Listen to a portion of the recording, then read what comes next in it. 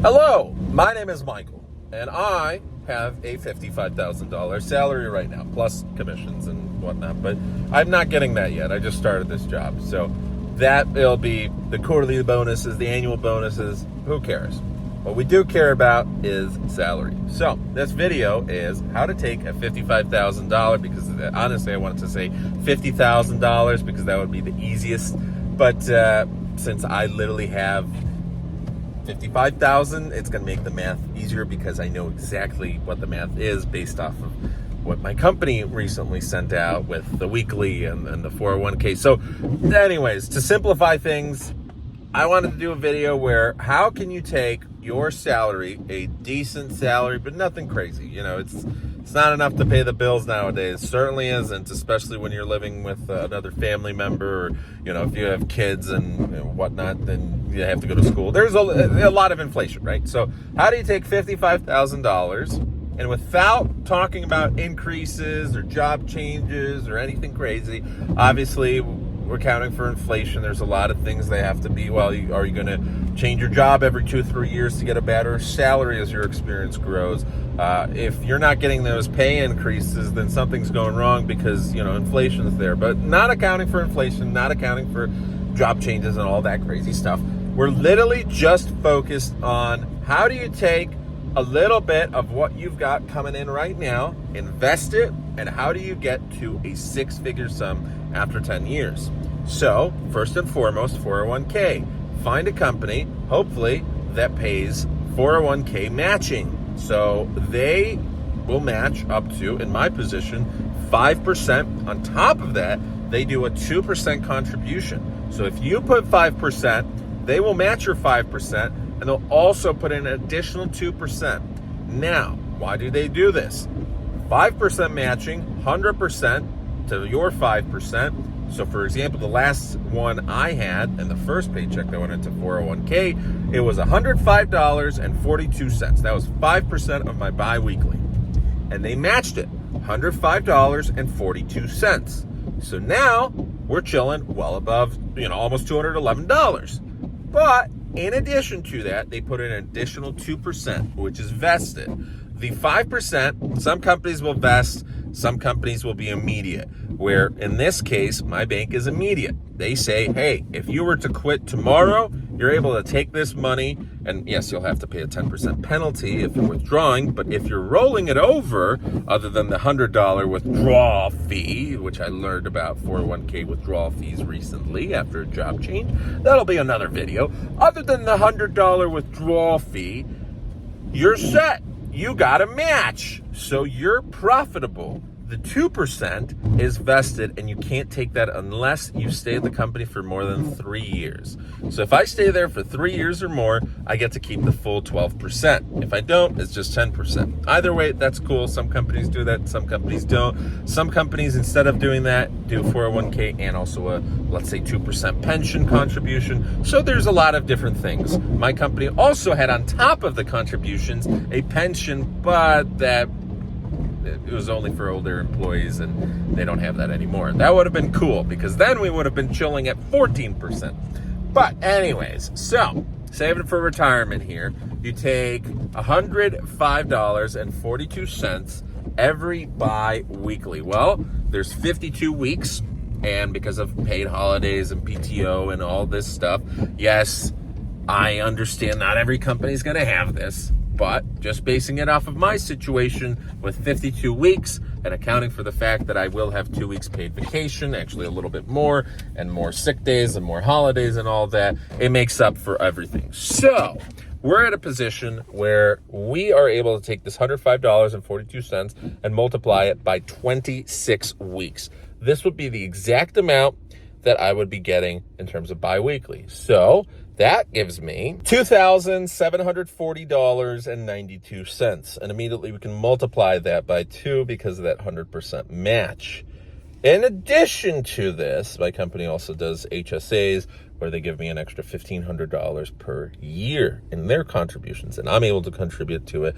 Now, would I rather a better PPO plan for a lower cost? Yes. But since they don't have any options, and I do have a high deductible health plan, it's the first time I signed up for a health savings account, which, yes, later on, once you have over, let's say, $5,000 and you have a deductible of, let's say, $4,000, you can put $1,000 into investments, and then anything above that into investments. Treat it kind of like a 401k or Roth IRA, but we're not going to mention that right now. So there's definitely ways to maximize your earnings here. And then, of course, you can get a part-time job or whatnot. But keeping it simple, we're already over $5,000 for the first year, and we're not accounting even for the fact that as soon as you put in your money, there is the potential for it to start working for you. There's also the potential for it to drop if it's a really bad year. So there's that. But we're over $5,000 right now. Let's assume you stay at the company for 3 years or more. $105.48 is what I put in, plus the contribution. These are the exact numbers. And then I got 42.19. That is the 2% core contribution. So we're at $253.15. Now, we multiply $253.15 times 26, $6,581.09. Well, we take that across 10 years. That gives us $65,000, well, almost $66,000, $65,891. So now let's account for interest. And that's how we get to six figures. Well, that's how we get to $100,000. But you're here because you're wondering, okay, anybody can do that. Anybody can take that. 5%. You get a nice employer that gives you these contributions and all that. And I'm sure there's employers that have even better, because I found other employers that go all the way up to like 37 paid days, plus 11 paid holidays, plus you get your 10 sick days, plus you get your pension, and this and that and that, and you're working remote, and there's just crazy stuff. So obviously it depends on who you're working for. But some of these, because of so many benefits, may pay you lower, and it kind of balances out. But anyways, so we're essentially at $66,000 right now. So how do we get to $100,000? $548.49. That's your monthly contribution with everything included. We do this for 10 years, and let's say you're getting an average of 5% with compounding interest. You start with zero, just, you keep going. And let's say everything goes great. You're investing in really low risk assets. You're sitting above $82,000 after 10 years. So how do you get to 100,000? Well, you invest in slightly riskier assets. But the wonderful news is some of these 401k plans, people have said after looking at the past 30 years, they've been earning anywhere from 8 to 12%. And some have been even earning more, depending on your risk tolerance and how diversified you are, and the timing and the markets and everything. But on average, let's say you're earning 7%. From 7%, you are at $90,856 and some cents. So you go from 82,000 to 90,000, and if you're able to get that additional 1% or 2% more, you're at $100,000. But this is where the next part comes in. Let's just say you're lower risk, you leave it at 7%. So you're still not at 100 grand. Well, you take literally 2% of your salary per year, that's it, and invest it into cryptocurrency.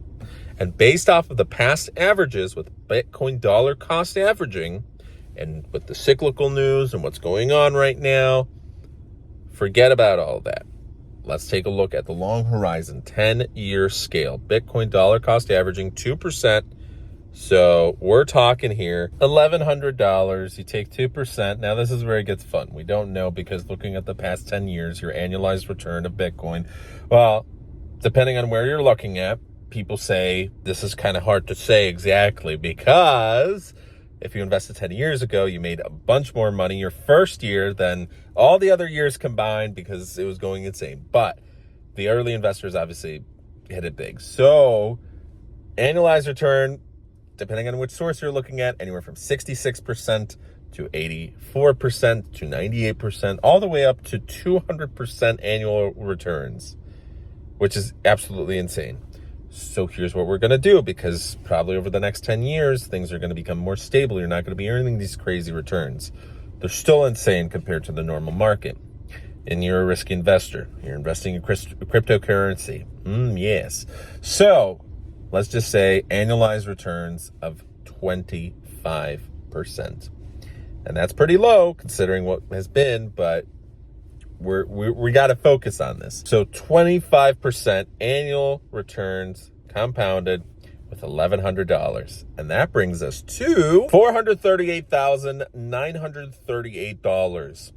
That's right. Just putting in $1,100 into Bitcoin every year, year over year for the next decade, potentially might net you $438,000.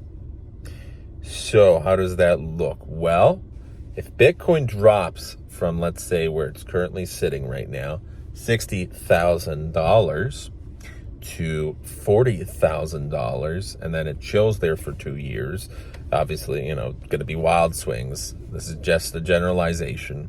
And then we have another crazy bull run, and this is not taking into account what's happening now, but later on, from 40, we hit, 40 to 80, you'd double it, and then you'd hit 120,000. That seems like it could be potentially doable, right? Maybe. That's how you triple your money right there. But that's how it potentially could end up playing out. Now, again, that's probably being a little optimistic, but we don't know with cryptocurrency. We honestly don't know. So this is where it kind of gets, I don't know. But you're going to be low six figures for sure. Even if you're only at 10% annualized returns. 10% annualized returns on your cryptocurrency. You're killing it. So it could be lower, could be higher, but there's one more real world example we have to use. This is when you're dollar cost averaging with whatever platform you're using. There's a spread or there's fees. And these fees and then ultimately taxes, that's what's going to absolutely demolish your account. Now, it's still a small fraction, but when we're talking about six figures, it's a lot of money. So compared to the 401k where you're protected with taxes up until, your retirement, you have to play with cryptocurrency a little bit more efficiently. And that is why you should move after 10 years to a different country where you're not going to have to be penalized for investing in cryptocurrency. Move to Monaco, say screw you to the, I'm just kidding. No, we have to pay our taxes. Of course. That is important. Yes, indeed. Keep investing after the 10 years, and you'll turn that $438,000 into $4 million. And that's the beauty of cryptocurrency. And yes, your 401k eventually will hit $1 million, maybe even $2 million, maybe even $3 million before retirement. You don't need a crazy salary. You just need to invest 2% of your crypto dollar cost averaging into Bitcoin every year. And then it's nice if you can do your 401k, but it doesn't matter. It doesn't matter because, oh, yes, I get this 5% matching. Hey, it's free money. I mean, take it. So obviously, and it helps at first. But that 2% into cryptocurrency, and this is higher risk, so obviously higher reward, and it can go sideways and things can be crazy. But on the long-term scale, since Bitcoin is so new, there's still a lot of potential. You can outgrow your 401k, your Roth IRA, your HSA, all of that together combined, and whatever you're able to save from it, from your salary, and still potentially investing in stocks. Invest more into cryptocurrency if you want to become rich. Maybe invest 10%. Maybe match that 401k. You put 12%. Kids are screaming. They're screaming for joy because they love crypto. You invest 12%. 5% plus your matches, so 12% 401k plus an additional 12% of your salary into cryptocurrency, into Bitcoin dollar cost averaging, and in 10 years, you're a multi-millionaire at that point. That's my point. You don't need a crazy salary. And then obviously these figures are much more insane when you're talking about making $100,000 and investing larger percentages. And then the fun part, yes, you will have to account for inflation. Yes, there's taxes. Yes, there's all this fun stuff that we kind of avoided in our example today. But if you start investing and diversifying your crypto portfolio, let's say 10% into Bitcoin and then 2% into the crazy fun stuff, the riskier stuff. Maybe you lose 1% and the other 1% makes up for that 1% that you lost, plus is greater returns than your 10% in Bitcoin. Maybe, who knows? It's kind of like options trading. You really have to know what you're doing at that point because, you know, it's higher risk. But you can make your millions that way. So that's why I will do everything possible to get out of my debt, because it's really not $100 we're talking about monthly here, or $200 monthly. You have to think that $100, if invested into the markets with beautiful interest and compound interest daily, monthly, annual, whatever it is, whether it's the stock market, whether it's cryptocurrency, that $100 could eventually cost you thousands of dollars. And multiply that by the amount of debt you have, and you're killing it with 6 figures, 7 figures potentially staring you down. So that's why I want to get rid of this debt as soon as possible. And as soon as we start investing, and investing respectfully with the 401k, lower risk, and then going crazy with cryptocurrency, you can get the millionaire status. So let's do it, boys and gals. Let's get there. And then the final piece to this puzzle, this is where it all gets very exciting. And gosh darn it, my wipers and the rain, everything. So you take your money after 10 years and you move to Poland. And you move to a country that is a much lower cost of living. And maybe you start an online business, because let's say you were a marketer, and then you're going to be doing online marketing services. And even if you earn 25% of what you were earning in America, that's perfectly fine. You can live off that. So don't live off your investments. Live off that small 25%, doing remote work, doing whatever you want, working as few hours as you want, just chilling, because you invest a sizable portion of your money into real estate, into cheap real estate, where you can buy a nice small flat for $200,000 in the city center of Warsaw. Beautiful, everything renovated. You got nice new furniture, and then the rest of your money is chilling in cryptocurrency and stocks, and you're killing it. And then later on, you're going to get yourself a better place and rent this one out on Airbnb. Do whatever you want, because you are killing it. Now, to speed up things, you can always stay 15 years, 20 years at your job, and then buy a nicer apartment, and then do all this crazy stuff by speeding up things, as in, you know, with investments, by actually putting more and more money. But you can retire early with this strategy. And then also, if you're working for 10 years, that qualifies you later on for Social Security. Not that you can really rely on it at this point, because who knows what's going to be there in 40 years. But hey, you need 10 years to qualify after paying taxes and whatnot, so might as well get something for paying those taxes. And also, it gives you nice work experience, where hopefully in that time frame you're able to transform your $55,000 salary into, let's say, $120,000 after 10 years. So there's a lot that goes into it. A lot can change, and you know, hopefully we all retire and end up in Poland later on, my friends. You have a good one, and take care. All right, year-to-date contributions 105.48. We're currently at 251.95. Return minus 0.47% currently. At this rate, my estimated monthly income in retirement starting 2063 is my savings 878. Employer contributions will amount to 1230. Social Security, and that's it. So that's pretty decent. This is just at 5% with 100% match contribution plus additional 2%. That's why it's more, actually. So if we do raise that just by 1%, this is at 1,054, and employer contributions are at 1,230, because they won't go any higher than that. Of course, 7%, 8, 9, and then finally at 10%. We're almost at $5,000. To be at $5,000, we do have to go just above to 11%. So not bad. Now, to feel comfortable, honestly, we'd probably have to do like over $6,000. So we'd have to do 17% plus employer contributions plus cryptocurrency and all that, because I don't think this will be accurate. Who knows? I mean, a lot could change. One thing, if I would be in good health, obviously if I wouldn't be in good health, I'd immediately try and get it. But if I would be in good health, I would try and go to 66 or 67 to try and get a little bit more, squeeze that out. You don't want to go too far because then your health suddenly declines and you barely get any Social Security. But, maybe an extra year of work or two could offset that. But, yeah, certainly something to consider, because then you're able to take that and invest that into the market again.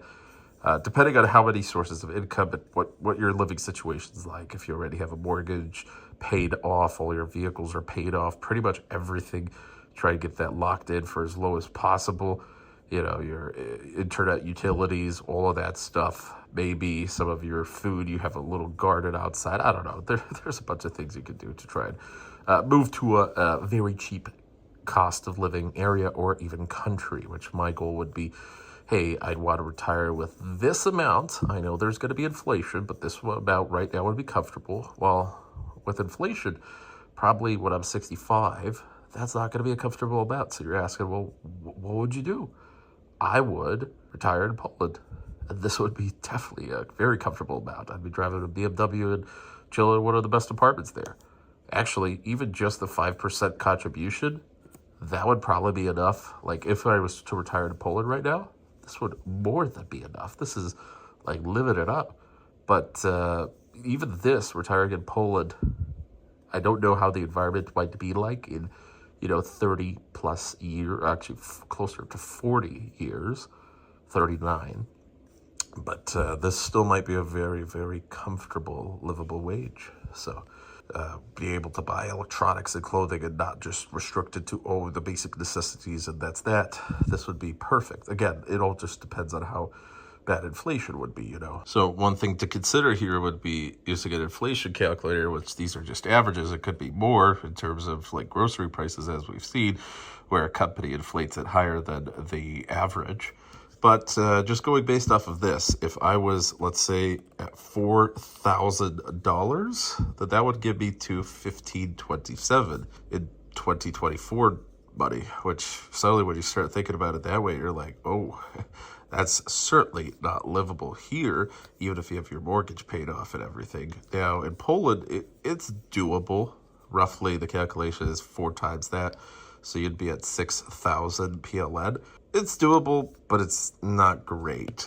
And again, for inflation in the future, since inflation's higher in Poland currently, I don't know. It's tough to do those calculations. This is based off of averages. It could be better, it could be much, much worse. So even this is not that great. Now in Poland, that's better, but it's tough to know for sure. Maybe 7,000 would be the right amount, 2672 multiply, so you're over 10,000 PLN per month.